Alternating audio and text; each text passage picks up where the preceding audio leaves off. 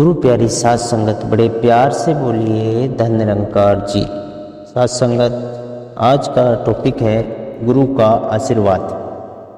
वैसे तो साध संगत, दुनिया में हर कोई अच्छी शिक्षा देने वाला गुरु होता है, लेकिन सद्गुरु इस दुनिया में जो आत्मा को हमेशा हमेशा के लिए इस जन्म मरण के बंधन से मुक्त करता है, उसको हम सद्गुरु कहते हैं।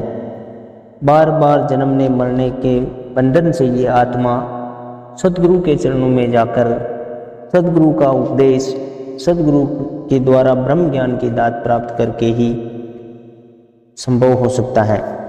तो इसी प्रकार गुरु का आशीर्वाद बहुत जरूरी है। इसीलिए एक छोटी सी साखी कि आलोक कुमार बहुत ही ऊंचे उच्चारों वाला व्यक्ति था। सेवा, सुमिरन, सत्संग उसके जीवन के श्रृंगार थे और आधार भी। नाम की कमाई उसका ध्यान था। सत्य के मार्ग पर चलते हुए नेक कमाई करके अपने बाल बच्चों का पेट पालता था।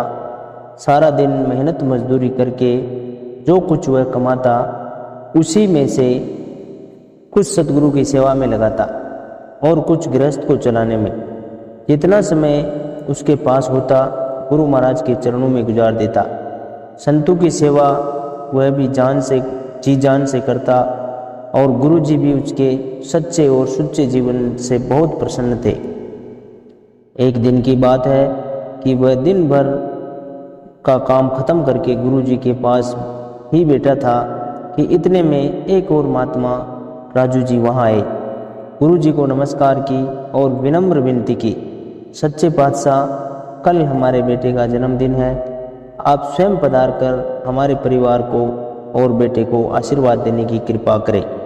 गुरु जी अगले दिन कुछ व्यस्त थे।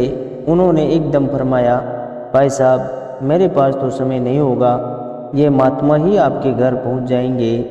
और गुरु जी ने पास बैठे आलोक जी की ओर इशारा करते हुए कहा।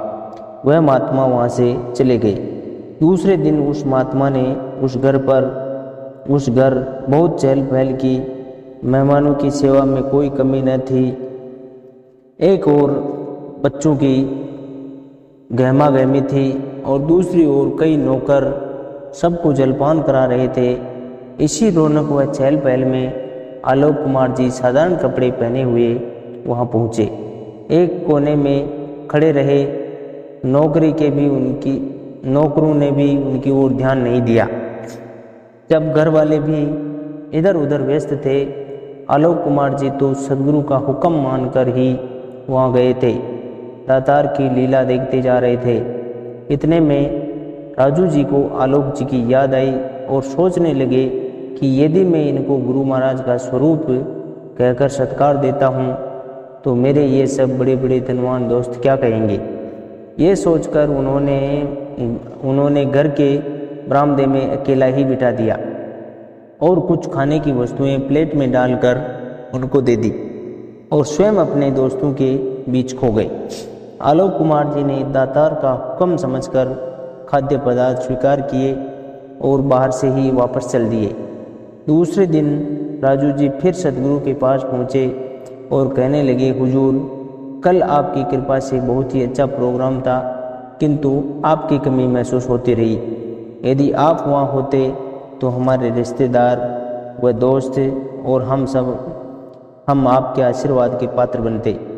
उनकी बात अभी समाप्त ही नहीं हुई कि गुरुजी ने कहना शुरू किया, राजू जी, मैं तो आपके घर आशीर्वाद देने गया था, परंतु आपने तो हमें अपने धनवान मेहमानों से दूर बरामदे से ही वापस भेज दिया।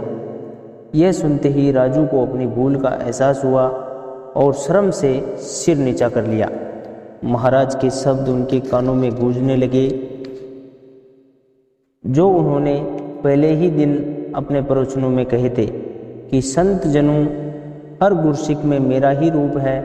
इसकी सेवा सत्कार करके आप जो कुछ भी आशीर्वाद लेना चाहते हो ले सकते हो। राजू जी घर को लौटते समय सोचने लगे, काश हमें मालूम होता कि आलोक जी के रूप में सदगुरु स्वयं पधारे हैं, तो हम उनके कपड़ों को नहीं, उनके असली स्वरूप को पहचान पाते। मेरे कृपालु सदगुरु तो मेरे जैसे नाचीज इंसान को हम सदैव आशीर्वाद देते ही रहते हैं, किंतु हमें ही इनका आशीर्वाद व रहमत लेनी नहीं आती। इसीलिए रिश्तेदारों ने, दोस्तों ने मेरे बच्चों को जो तोहफे दिए वह तो कुछ दिनों में पुराने हो जाएंगे, टूट भी जाएंगे, लेकिन यदि मैं बच्चे को आलोक जी से गुरु जी का आशीर्वाद दिलाता तो उसकी तकदीर बदल जाती। आशीर्वाद तो वह पूंजी है जो कभी खर्च करने से कम नहीं होती। राजू जी की आंखों में पश्चाताप के आंसू थे जो उन्हें जीवन भर के लिए शिक्षा दे गए। जब भी कोई संत महात्मा मिले या घर में पधारे तो उसकी सेवा व सम्मान में कभी कमी न रहे। संत सर्वोत्तम होते हैं, नाम धन के साहूकार होते हैं। उन्हें गरीब समझना खुद को गरीब बनाना है। नाम धन से कंगाल होना सही तो कहा है, जिसके पल्ले नाम धन से ही सच्चे सा।